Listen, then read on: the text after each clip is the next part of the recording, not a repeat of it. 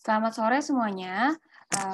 Kami dari kelompok 8, Fisika Listrik 16, akan mempresentasikan tentang electric field. Next. Nama saya Marsha Irba Salsabila, dengan NPM 1906307201, dan saya dari Departemen Teknik Industri. Akan mempresentasikan tentang bagian saya. Yang pertama adalah tentang fluks pada permukaan tertutup. Nah, di sini ada dua gambar. Gambar pertama ini yaitu dia menjelaskan tentang muatan positif berada di luar permukaan tertutup, yang berarti fluks total pada permukaan tertutup sama dengan 0, yang nilainya sama besar, tetapi arahnya berlawanan tanda. Kemudian di gambar kedua, ada muatan negatif berada di luar permukaan tertutup, yaitu fluks total pada permukaan tertutup bernilai sama dengan 0. Next.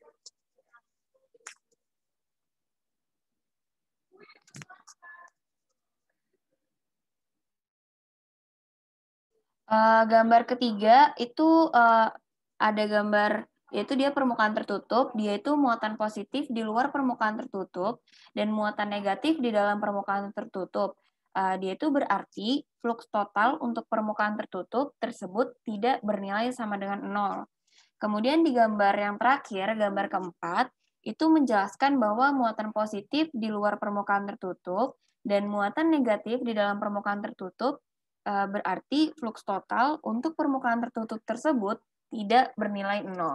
Next.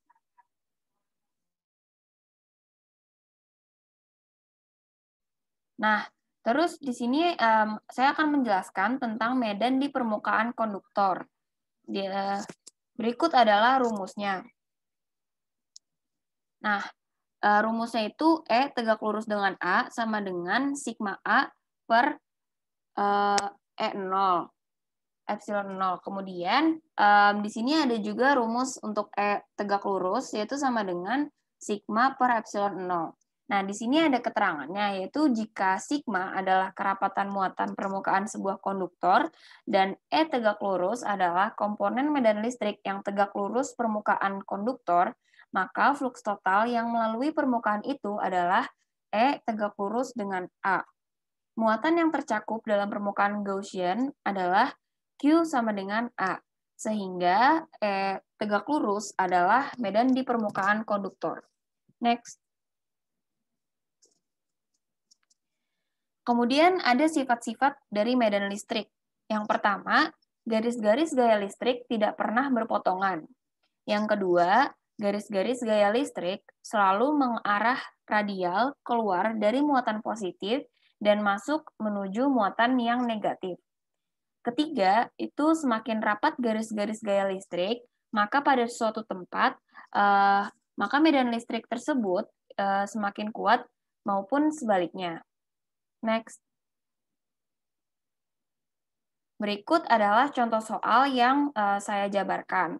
Di sini pertanyaannya adalah, bumi mempunyai muatan listrik neto. Dengan instrumen elektronik yang peka, pengukuran medan listrik di permukaan bumi menghasilkan nilai rata-rata 150 Newton per kolom dengan arah menuju pusat bumi.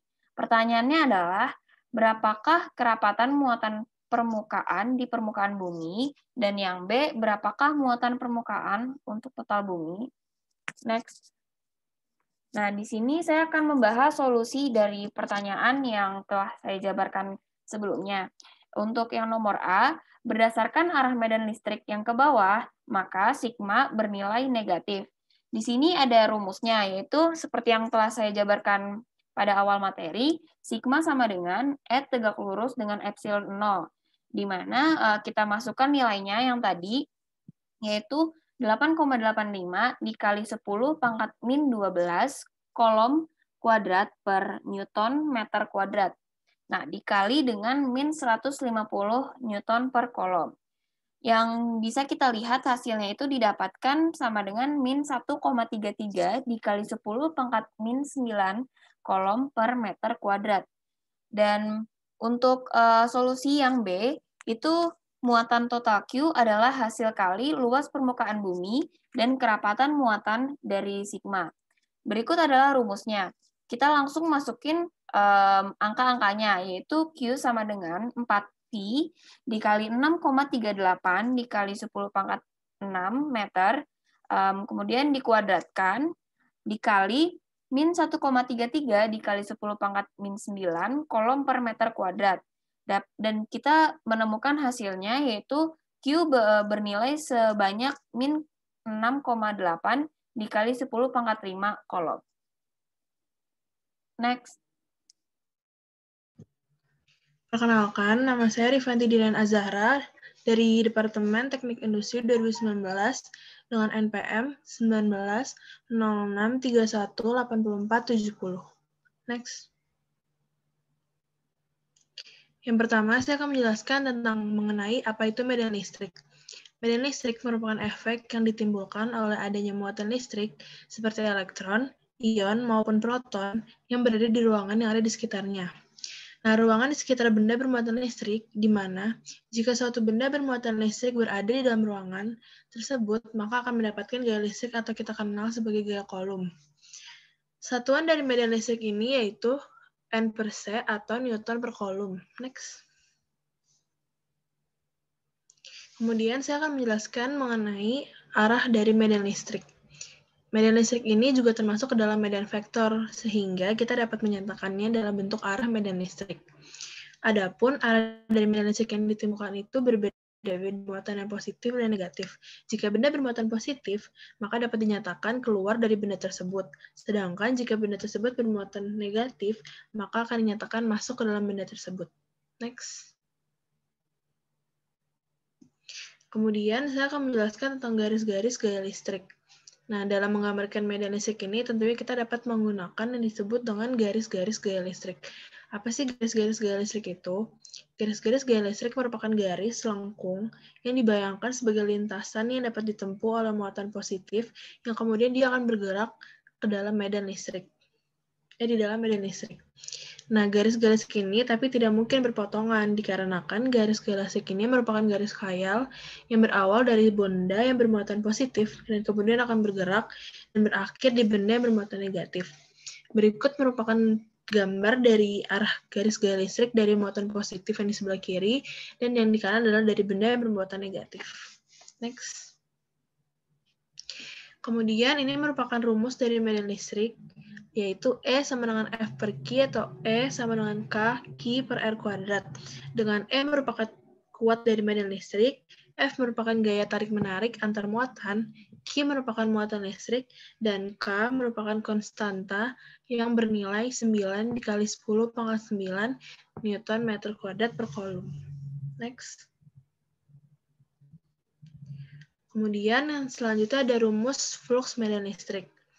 Rumusnya yaitu E dikali A dikali cos theta. Dengan E adalah kuatan medan listrik, satuannya Newton per Coulomb. A merupakan luas bidang yang ditembus oleh si medan listrik, satuannya meter kuadrat. Dan theta merupakan sudut yang dibentuk antara medan listrik dan garis normal bidang. Berikut merupakan contohnya, yaitu panah ini merupakan arah dari medan listrik dan bidangnya, sehingga sudut merupakan perpotongan dari arah gaya medan listrik dengan bidang seluas A ini. Next. Selanjutnya ada mengenai flux medan listrik. Nah, flux medan listrik ini disimbolkan dengan simbol berikut, yang merupakan jumlah garis yang melalui suatu penapang secara tegak lurus. Nah, untuk permukaan tertutup di dalam suatu medan listrik, maka nilai dari fluxnya adalah positif jika garis-garis gaya mengarah keluar benda. Sedangkan nilai dari flux adalah negatif jika garis-garis gaya menuju ke dalam benda. Nah, satuannya dari flux medan listrik ini yaitu Newton meter kuadrat per Coulomb. Next. Selanjutnya, saya akan menjelaskan tentang hubungan flux dengan hukum Gauss. Nah, hubungannya yaitu menyatakan bahwa total flux listrik yang melewati suatu permukaan tertutup sama dengan jumlah muatan yang dilingkupi permukaan tersebut dibagi dengan konstanta permitivitas ruang hampa.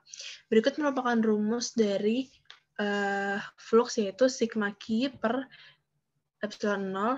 Nah, jika dihubungkan dengan rumus flux yang sebelumnya, yaitu dapat dinyatakan dengan rumus di sebelah kanan, yaitu E dikali A dikali cos theta sama dengan Q per epsilon 0, dengan nilai epsilon 0 atau permitivitas ruang hampa sebesar 8,85 dikali 10 pangkat min 12. Next. Kemudian ada contoh soalnya, yaitu diketahui medan listrik menembus suatu bidang persegi secara tegak lurus, seperti gambar yang ada di sini. Nah, jika diketahui medan listrik E sama dengan 500 Newton per kolom, maka hitunglah flux listrik pada persegi tersebut. Nah, berdasarkan gambaran ada di sini, diketahui bahwa panjang sisi dari bidang perseginya itu 20 cm atau 0,2 meter, sehingga dapat didapatkan luas dari persegi tersebut yaitu 0,04 meter kuadrat. Kemudian nilai dari medan listriknya yaitu 500 Newton per kolom, dan sudut yang dibentuk adalah 90 derajat. Ini didapat karena pada soal diberitahukan bahwa secara tegak lurus yaitu sudutnya berarti 90 derajat. Kemudian dimasukkan ke dalam rumusnya yaitu E dikali A dikali cos theta, sehingga didapatkan yaitu 500 dikali 0,04 dikali cos 90 derajat. Next. Perkenalkan, nama saya Ivanka Putri Arifa dengan NPM 19063062881 dari Departemen Teknik Industri Angkatan 2019. Pertama-tama saya akan menjelaskan mengenai electrostatic force. Jadi, gaya elektrostatis adalah gaya yang timbul pada dua benda yang memiliki muatan listrik statik. Jika muatannya sama atau sejenis, maka akan saling menolak. Sementara, jika muatannya berlawanan jenis, maka akan saling menarik. Untuk rumusnya, Fe sama dengan K dikali Q1 dikali Q2 dibagi dengan R kuadrat. Fe itu adalah besar gaya elektrostatis dengan satuannya adalah Newton, K adalah konstanta elektrostatis, Q1 muatan listrik benda pertama, Q2 muatan listrik benda kedua, dan R adalah jarak antara dua muatan listrik tersebut yang dinyatakan dalam M. Apabila terdapat banyak muatan, maka akan terjadi gaya net atau gaya total yang dirumuskan sebagai F1 net sama dengan F12 ditambah F13 ditambah F14 ditambah F15 dan seterusnya. Untuk contoh soalnya, dua buah titik A dan B berjarak 3 meter. Masing-masing bermuatan listrik 4 kali 10 min 4 kolom dan min 1 dikali 10 min 4 kolom. Titik C terletak di antara A dan B, berjarak 2 meter dari A dan bermuatan listrik 3 dikali 10 min 5. Hitunglah besar gaya elektrostatis dari C. Nah, dari soal diketahui bahwa Q-A-nya adalah 4 kali 10 min 4, Q-B-nya adalah min 1 kali 10 min 4, Q-C-nya adalah 3 kali 10 min 5, dan R-nya adalah 3 meter. Yang ditanyanya adalah FC. Nah, dari notasi gambarnya, kita udah bisa menyimpulkan bahwa Q-C ini akan berarah ke kanan. Kenapa? Karena Q-A dan Q-C itu sejenis, maka mereka akan tolak-menolak dan otomatis Q-C akan terlempar ke kanan. Ditambah lagi Q-B itu berlawanan jenis dengan Q-C, maka mereka akan saling tarik-menarik. Jadi FC itu adalah FA ditambah FB. Untuk FA, K dikali QA, QC per AC kuadrat. Terus ditambah K QB, QC plus dibagi BC kuadrat.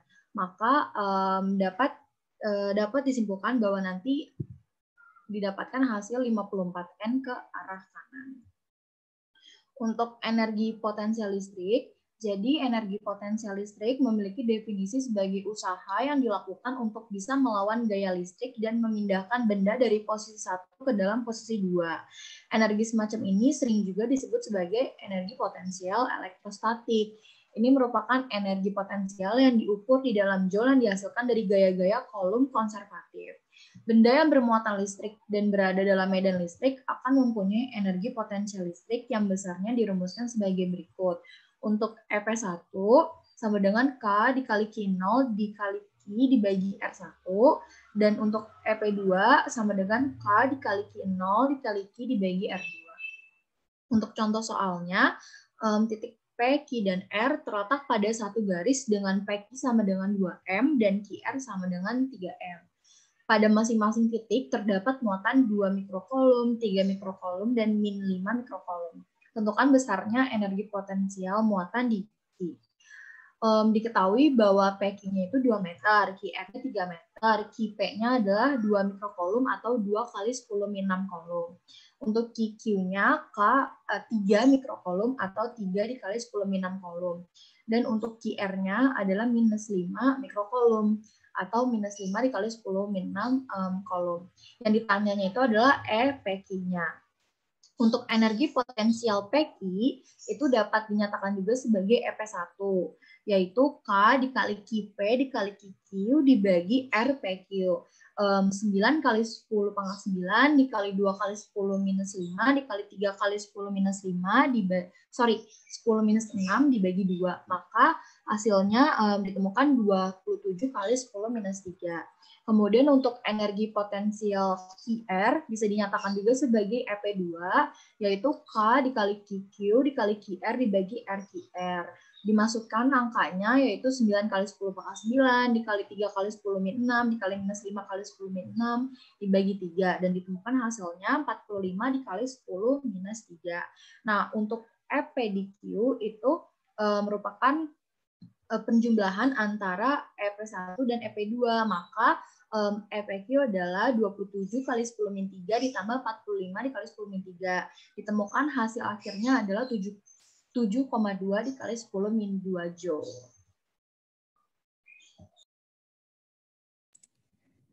Selanjutnya, presentasi akan dilanjutkan dengan saya, Zahra Mira Balkis, dengan NPM 1906302693 dari Departemen Teknik Industri. Next.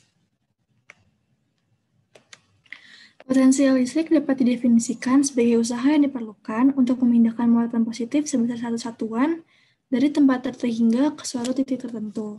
Potensial listrik dapat pula diartikan sebagai energi potensial listrik per satuan muatan penguji. Secara matematis dapat dirumuskan sebagai berikut. V sama dengan W per Q, yaitu V sama dengan beda potensial listrik dengan satuan volt atau V, W sama dengan usaha dengan satuan Joule atau J, dan Q sama dengan muatan listrik, yaitu Coulomb atau C satuannya. Satuan turunan SI untuk potensial listrik adalah volt, untuk menghormati Alessandro Volta.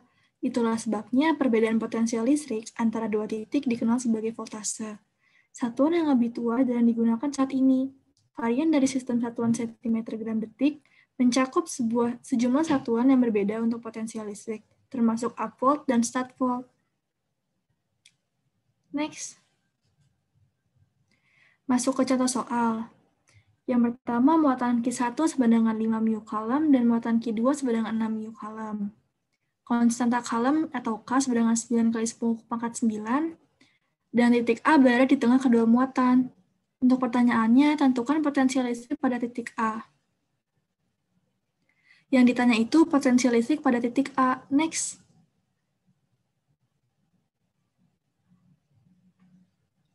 Nah, pembahasan soalnya itu ada 3 step. Step pertama itu mencari potensial listrik 1, yaitu dengan rumus V1 sama dengan K dikali Q1 per R, dengan konstanta 9 kali 10 pangkat 9. Untuk potensial listrik 2, dengan rumus V2 sama dengan K dikali Q2 per R, dengan konstanta listrik sama dengan 9 kali 10 pangkat 9. Maka didapatkan potensial listrik 1 sama dengan 45 dikali 10 pangkat 4, dan potensial listrik 2 sama dengan 54 dikali 10 pangkat 4. Untuk rumus ketiga yaitu mencari potensial listrik pada titik A dengan rumus potensial listrik 2 dikurang dengan potensial listrik 1. 54 dikali 45 dikali 10 pangkat 4. Sehingga didapatkan bahwa potensial listrik pada titik A adalah 9 dikali 10 pangkat 4 volt.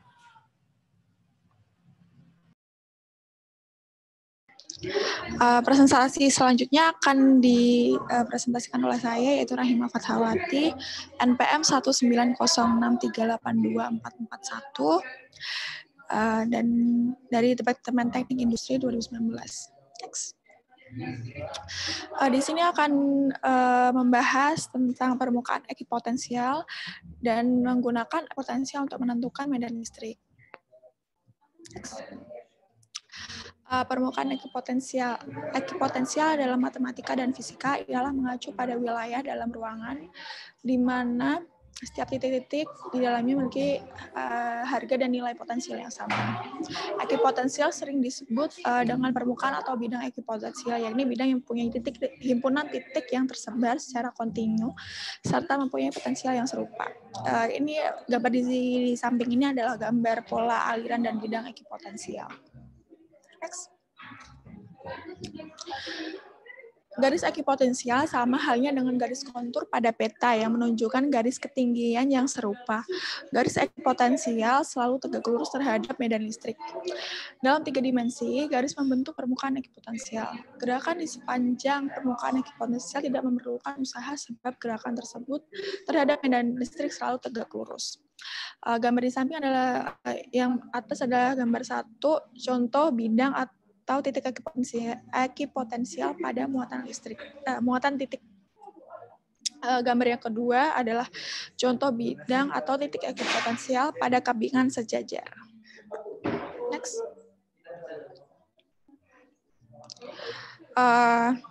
Yang kedua yaitu menggunakan potensial untuk menentukan medan listrik. Mencari medan listrik melibatkan integral besaran vektor, sedangkan mencari potensial hanya melibatkan integral besaran skalar. Medan listrik merupakan negatif dari gradien dari potensial listrik.